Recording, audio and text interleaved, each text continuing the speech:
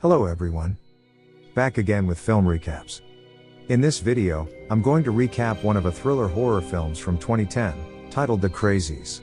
Before we get to the storyline, I'd like to wish everyone a happy and great day. Without further ado, let's get straight to the storyline.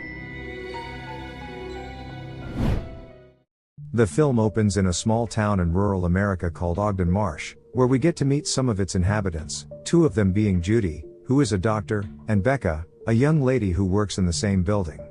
On that particular day, there's a baseball game in town, and Becca looks for a way to get there so she can see her boyfriend, Scotty. Judy knows what she means, and agrees to her request to leave early that day. We then get to meet David, Judy's husband and the town's sheriff, who is attending the high school baseball game. Everything initially seems fine, and David and his partner comment that Scotty is a fast pitcher.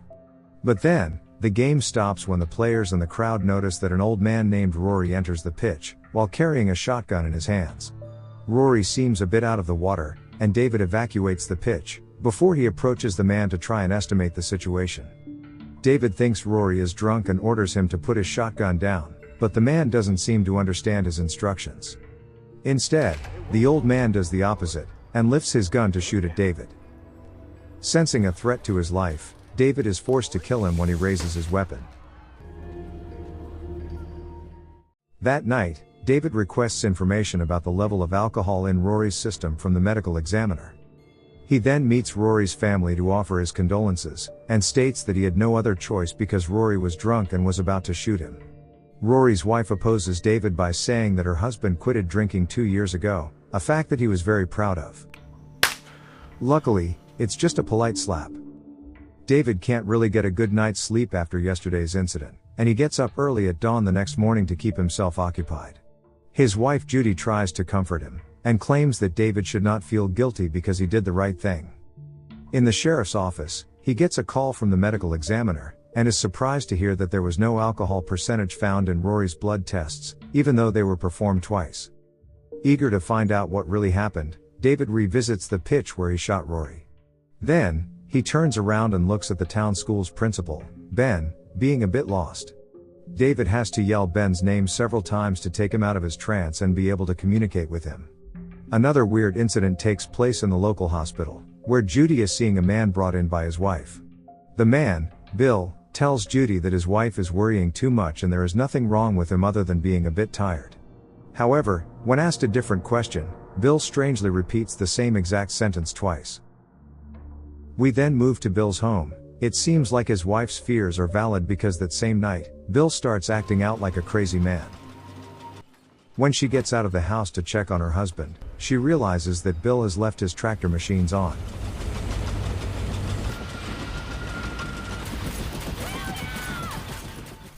She looks around for him, but then, she hears her son screaming for his mother, and runs back in the house.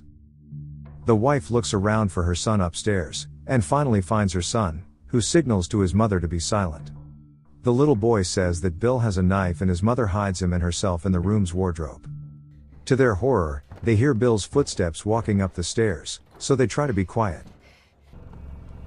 But unfortunately, Bill soon spots them hiding in the closet, and he locks the room's door from the outside.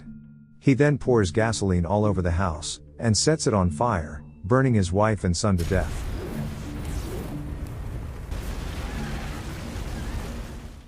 When David arrives in the scene, he is informed that Bill was just mowing the lawn while his house was burning. David and Judy approach Bill, but the only thing they can get out of him is a weird whistle. The craziness of this whole situation doesn't stop there, as some people discover a dead body on the other side of town while out hunting. It is later discovered to be the corpse of an army pilot. David and his deputy sheriff, Russell, set out on a boat to investigate the area. Here they are able to find a plane that has crashed in a river near their town. We are then presented with a bird's eye view shot that could be a military satellite, with the words "Initiate Containment Protocol" displayed on the monitor. Next thing, David wants to know where his town draws its water supply from, because he thinks something is off with the plane, since there hasn't been any news about an army plane crashing into a river. He is even more suspicious when he learns that the water supply of the town comes from that river, and the first house that is reached by the pipelines is Rory's house.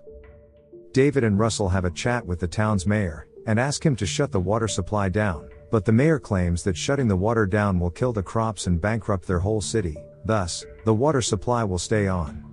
David, on the other hand, has another take on the matter, and he decides to break the law and shut the water supply down himself, also removing the valve so nobody can turn it back on.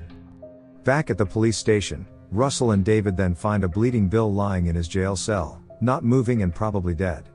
But as they approach his cell, he wakes up and tries to attack them. It is at this point that the tables are going to be turned on David, when he realizes that they have no internet connection and no signal on their phones. He then ventures out to find that the town has been turned into a ghost town, and a mysterious black SUV takes some pictures of him. David tries to approach the car, but can't catch up with the vehicle. He then tries to check up on Rory's medical examiner at the funeral home. Here he discovers a live man with stitched mouth and eyes. As he tries to help him out, he finds that the medical examiner has lost his cool as well. David has to fight him off, as the crazed examiner tries to kill him with a bone cutter. He manages to kill the man to save his own life, with a little bit of help from Russell. When David returns home, he tries to convince his wife to skip town and go to her parents', but Judy refuses because he isn't leaving either. In a matter of seconds, Judy spots somebody outside their house, and David walks out to check on their barn, only to be arrested by a military group. David and Judy are then taken inside a bus, and they meet with Russell, who tells David that he was abducted by these soldiers as well. The people are taken to a special military camp, aka the local high school, and they are guided through various tents, where military men and doctors scan them for radioactivity and measure their body temperature. The people with elevated temperatures are forcefully segregated from people with average temperatures. Unfortunately, Judy's temperature is higher than normal levels, and the soldiers try to divide her and David. The sheriff struggles hard, but he is outnumbered, and gets knocked out by the soldiers. Judy is then taken to a medical unit, and put with some other people that are considered infected. She tries to negotiate with the military doctors and tells them that she is 1 month pregnant, which should explain why her temperature is raised since she has been having a fever during the last week. Meanwhile, David wakes up in another camp, where people are being given some bracelets as a form of recognition. Apparently, these are the people that are not infected, and they will be transferred away from the city. However, David is not going to give up on his wife, and he's going to escape the camp. Back in Judy's camp, chaos breaks out when a car runs over the fences of the camp, and people start running towards all directions. Since they are unable to control the riot, the soldiers and the military doctors evacuate the place and run away, leaving the contained infected people in the room, including Judy. David makes it back to the sheriff's station and he gets his gun, intending to go and save Judy. Thankfully, he is not going to be alone, since Russell has also escaped and is very willing to go along and help David out. While Judy is still strapped on a bed, she recognizes her friend Becca lying on another bed. They check on each other, but shortly after, they are threatened by Bill, the principal of the high school, who enters the room with an agricultural fork. He seems to have been taken completely over by the infection. A strapped Judy and her assistant Becca nervously watch him kill people from their beds. When Becca is next, Bill is almost ready to stab her, but Judy screams the house down and distracts him. As a result, Bill now walks towards her, and raises the fork up in the air. Luckily, David and Russell show up just in time and shoot Bill, saving both women. Afterwards, the newly formed group of 4 takes a long walk to make it to safety. In any case, that has to wait since now Becca wants to check if her boyfriend is okay when they walk near his house. Once they get to the barn, Scotty is there and seems to be in good condition. He informs them that his mother is also okay, and she is gathering some supplies from the house. However, the group has to hide in Scotty's barn, when a new group of soldiers arrives and checks on Scotty's house. They get to his mother and run a blood test on her, but Scotty can't get a hold of himself and runs to his mom's aid. The soldiers shoot both of them dead, and to make matters worse, they use a flamethrower to set the bodies on fire. The 4 watch in horror, as the soldiers are ordered to execute all non-soldiers and the possibly infected people. The next morning, David takes the group to the house where they are supposed to raise their baby. Becca and Russell try to repair the defunct vehicle, as David and Judy go inside their home.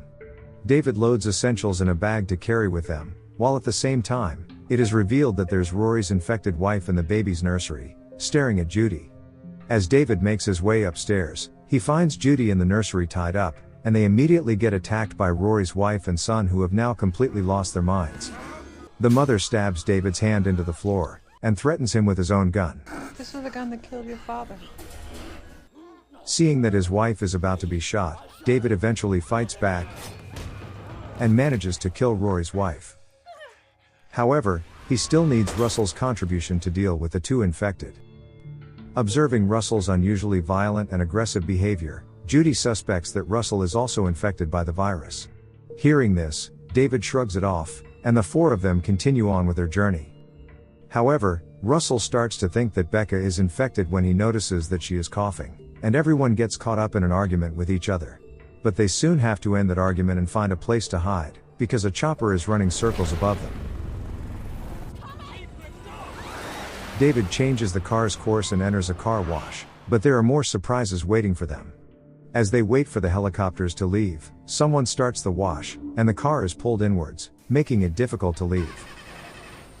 In a matter of seconds, a bunch of infected employees get the perfect opportunity to do their job, and attack the group.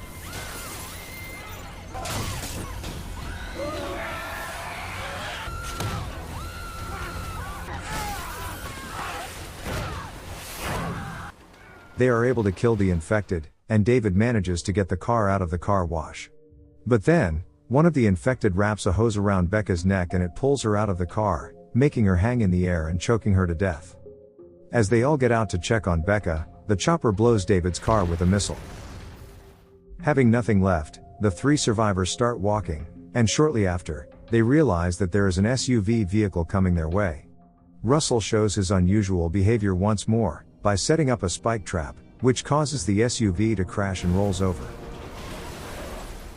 An agent crawls out of that SUV, and Russell is quite aggressive towards him, but David wants to have a talk with the man.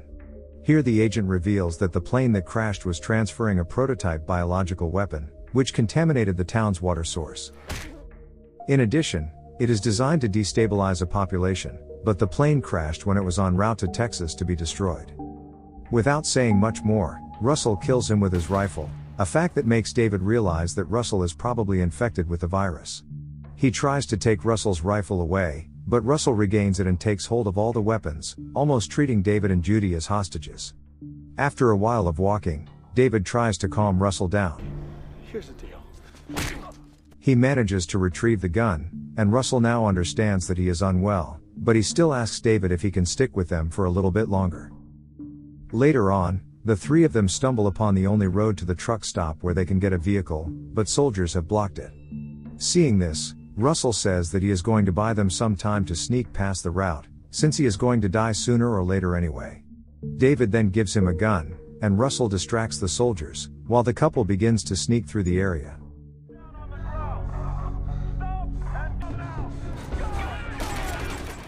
Russell is eventually shot, and before he dies, he curses the soldiers for what they've done. In the meantime, Judy and David make it to the truck stop, where they find 3 loaded trucks that were supposed to evacuate non-infected citizens still parked at the deserted station. Upon further inspection, they discover the dead bodies that have bracelets wrapped around their wrists, which means that the government intended to kill everybody in town in the first place, including those who were supposed to have been evacuated.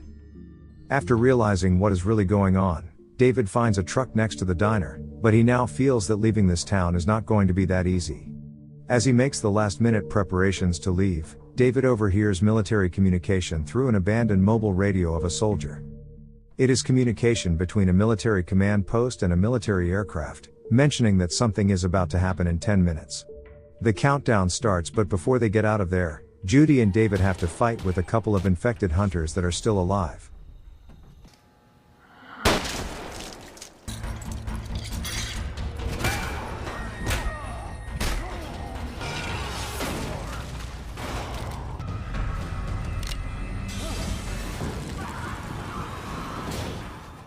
After they fight them off, David drives the semi-truck away. During this crucial moment, they overhear a 35-second countdown on the wireless military mobile radio. Once the countdown is over, everything goes silent. And then a bright light takes over the place, followed by the sound of a massive explosion.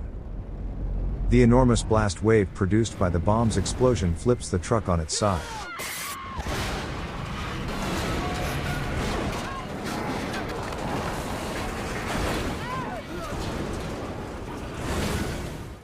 With their truck disabled, it turns out that David is still alive. He crawls out of the truck, and then pulls Judy out of it. They take a moment to absorb what just happened, as their hometown is destroyed and their life is probably never going to be the same. The film ends with the couple heading towards a new city on foot, while a view from a military satellite highlights the couple, and then the city they're going to, and the words "Initiate Containment Protocol" appear, signifying a new containment task. Okay guys. That's all the recap of Crazies 2010. Thanks for watching. See you again in the next video.